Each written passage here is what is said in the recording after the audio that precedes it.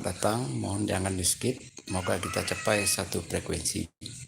Sekira nanti sepaham, tolong dibagikan sepaham atau tidak. Dengan membagikan akan mendapat pengalaman yang baru. Sesuai judul konten, bahaya-bahayanya budaya Minang bagi ajaran agama Islam dan keutuhan NKRI. Poin pertama, bagi agama terlebih dahulu. Di Provinsi Sumbar itu sedari lama berkelanjutan, minimal sedari era Belanda, budaya diposisikan lebih tinggi daripada ajaran agama Islam. Ini realita. Memang tidak semuanya, tetapi hari berganti minggu, minggu berganti bulan, bulan berganti tahun, tahun berkelanjutan. Semakin lama semakin banyak dan telah menjadi rata-rata saat ini budaya, nilai-nilai budaya dibuat lebih tinggi daripada nilai-nilai ajaran agama Islam. Contohnya sangat banyak, sangat valid. Pada channel ini ada konten 100 orang ketua Karapatan Adat Nagari mewakili 3.000 orang pemburu datuk asal 19 kota 19 kabupaten mengakui membutuhkan program kaderisasi karena dari yang menjabat sebelumnya tidak mendapat pelajaran di kota dan kabupaten masing-masing, tidak ada yang tahu tempat bertanya, tidak ada yang pandai tempat belajar. Itu pengakuan mereka secara tertulis 082179045777, bisa saya kirimkan dalam bentuk PDF. Mau berapa banyak? Ya. Terus bahayanya lagi untuk agama. Di Minang itu jika tidak memakai nama suku, mereka anggap kita tidak beradat. Jika setelah pernikahan tidak memakai gala, mereka anggap juga tidak beradat.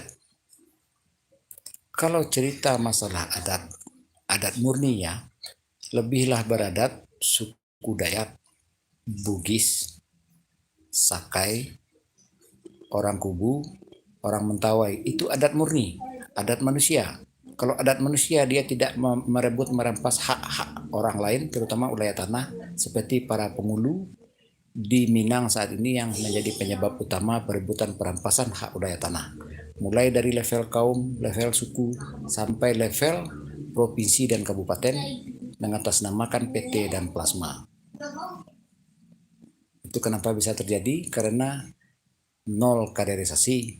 Makanya beliau minta kepada saya untuk dikaderisasi. Cuman hanya saja penyampaian saya, karakter Bakatobana wajan Nurui Taga Edamana Hukum Adiah memang pedih. Memang agak kurang beradab.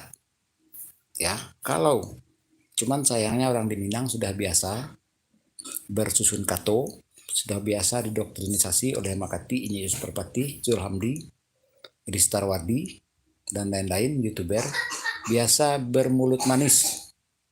Tetapi dia tidak bertanggung jawab dengan hal buruk, hal busuk, hal keruh dan kusut yang berkelanjutan di lapangan.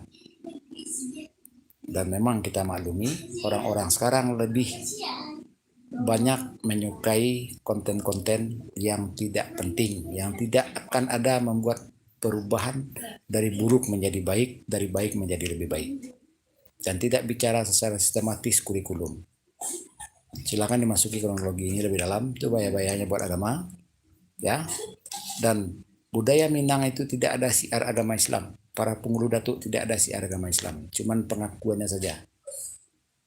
Nah, makanya dan rata-rata kalau yang di Elkam rata-rata menjadi kacung para bupati dan kacung gubernur, wakil gubernur. Ya, kalau Karapatan Adat Nagari menjadi kacung wali nagari. Nah, itu ketuanya. Kalau anggotanya melongo aja itu. Paling-paling 1-2 anggotanya yang bisa ikut bermain. Itu pun diajak rapat, giliran bagi hasil ketuanya yang panen. Oke, itu bagi agama. Nah, bahayanya buat negara, ya, orang Minang ini selalu mengaku-ngaku punya hukum adat.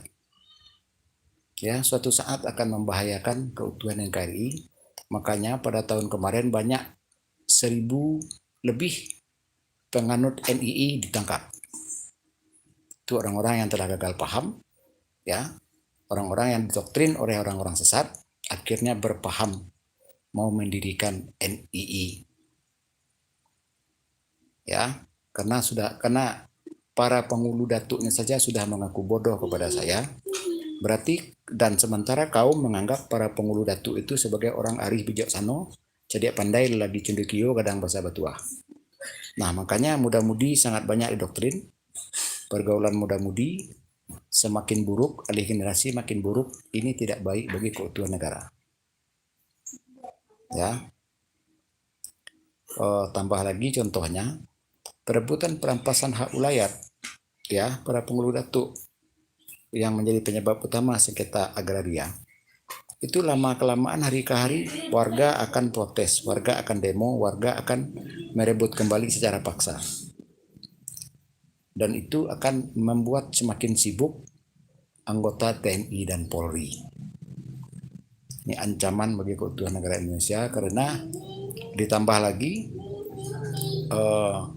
yang mengancam keutuhan NKRI adalah Minangkabau itu berfalsafah adat Basandi Sarak Basandi Kitabuloh, diposisikan lebih rendah daripada adat Selingkah Nagari. Itu tergambar di Undang-Undang Nomor 17 Tahun 2022 Pasal 5 huruf C.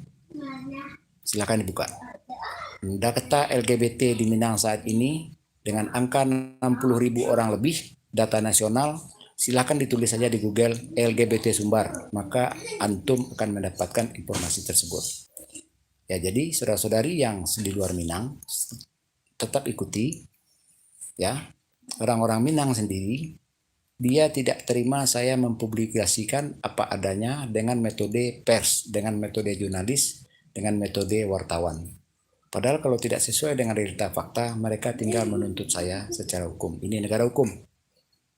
Ya, dan orang-orang bodoh abaikan saja komentar-komentar mereka yang bilang dengan bahasa-bahasa komentar negatif. Jadi cukup sekian dulu. Baik itu di Facebook, Instagram, TikTok.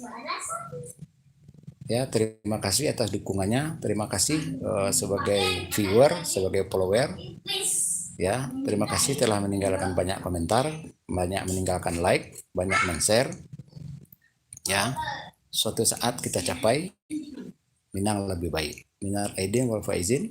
Taqabbalallahu minna minkum taqabbal karim. Siyamana wa siyamakum. Tahun 1444 Hijriah tahun 2023. Ya, jadi kalau konten saya keliling Sumbar tahap 4 dan tahap 5, silahkan di scroll ke bawah konten dari tanggal 31 Oktober 2021 sampai 30 Januari 2022. Ya. Lalu dari Oktober 2022 sampai pula tanggal 11 Januari 2023. Dan tidak lama setelah itu belum sampai sebulan saya sudah pulang lagi. Jadi sangat dekat konten saya keliling Sumbar. Apa-apa saja aktivitas saya, silahkan disimak deskripsi masing-masing konten.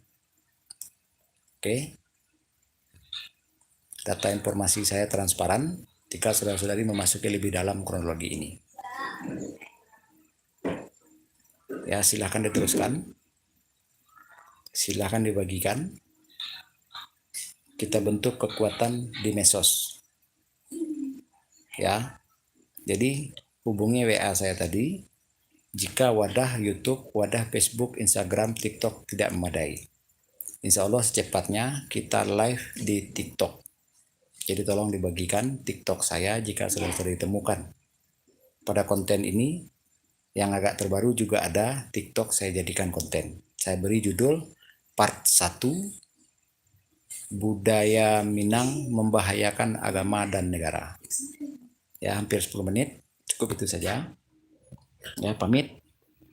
Ya, insya Allah kapan-kapan kita berdialog bertatap muka langsung.